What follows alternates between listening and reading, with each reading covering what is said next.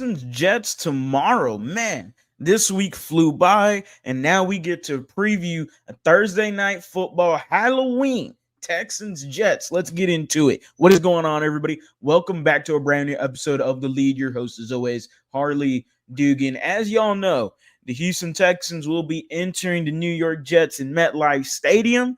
I am fully believing the fan fiction of the turf, and it is disgusting, and we all know that it is bad turf. We've had several players already admitted the turf is bad, but hey, you got to play with what you got. So, without further ado, the Houston Texans is a lot different this year than last year. The defense, to me, is a lot more healthier. You got Henry Toto. He is should be playing this game, actually. Jimmy Ward, Azeez Al-Shaair both ruled out for this game. So, same old, but Henry T is back. And you got to be excited about that, considering how the linebackers played in his absence, as well as Azeez. I am excited to see Henry T back on the field and doing his thing.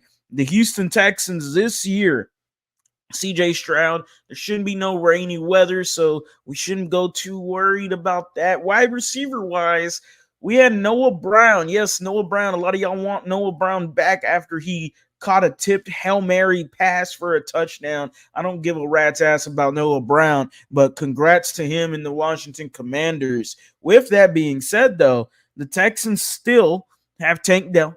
They got Xavier Hutchinson, John Mechie. They got Robert Woods. Those are the four wide receivers you are going to see. That's pretty much it. They elevated J.J. Taylor to the main roster today off the practice squad. Don't expect to see much from him. But the Houston Texans, no Dameon Pierce. He is ruled out. I don't even know what happened to Dameon Pierce. I was wondering, why is everyone talking about J.J. Taylor or Dare being the second running back again? I don't even know what happened to Dameon Pierce. I didn't even look it up before I did this video, but whatever. Hurt again. Joe Mixon is healthy, and that is a big difference compared to last year's. You have a legitimate run game against the team that is piss poor against the run. The Houston Texans should dominate the run game, and they should be doing their thing, man. This is a game that they are underdogs in, surprisingly, considering we are 6-2 and the Jets are 2-6, and everything that the Jets have gone through. They are going to give them the advantage here in the Vegas odds. We are an underdog, and the starting offensive line will still have Kenyon Green at left guard. Now, look, Kenyon admitted to playing bad against the Colts this previous Sunday. I thought that they might go, Kendrick Green this coming week, maybe because there was a short week. They just decided not to, and they're going to stick with Kenyon Green. Jaret Patterson is in concussion protocol. I would assume he is back for the next game, which is, I believe, the Detroit Lions. So playing on Thursday, you got an extended week.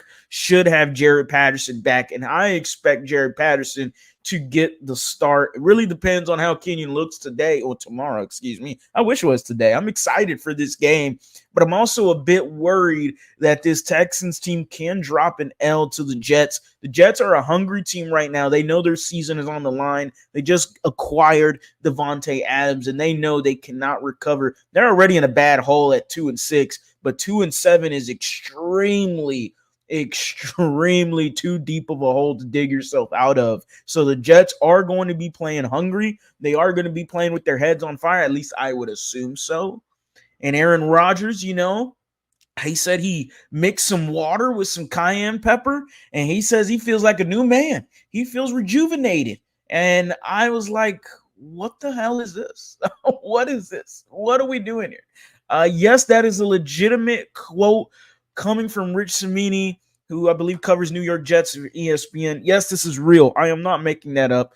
Aaron Rodgers took some water and cayenne pepper. So congratulations for him. The Houston Texans get this win. That's where I'm going to go with. The Texans going to get this win. I think this is going to be a close game. I really do think it's going to be a good game too.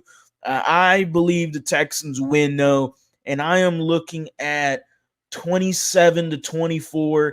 The Houston Texans get the dub. Offense, I'm nervous about it, but I'm trying to keep the hope and I'm trying to keep the faith alive in this offensive line. I am hoping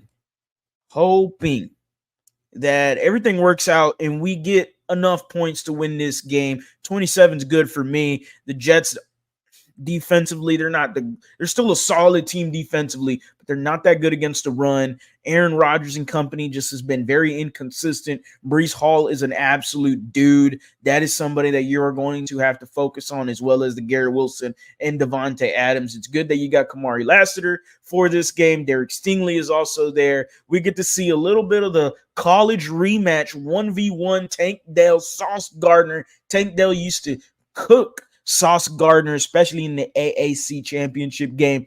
I expect some more of that. I'm expecting some good things from Tank Dell. I'm expecting another touchdown. I'm expecting a PI from Sauce Gardner, and I'm expecting a lot of penalties to not be called. But I am hoping and I am keeping the faith that the Houston Texans snatch away from New York with a W, and they walk to next week against the Lions 7-2. 27-24, CJ Stroud, good day. Offensive line better? Question mark. Better. They did enough. They did enough to get you points. Joe Mixon, though, has himself a day. I'm expecting at least 100-plus rushing yards from him. And the Texans and D'Amico Ryans, again, move on to 7-2, second in the AFC, and continue rolling through this schedule. As always, guys, go Astros, go Rockets, go Texans. You have a blessed day.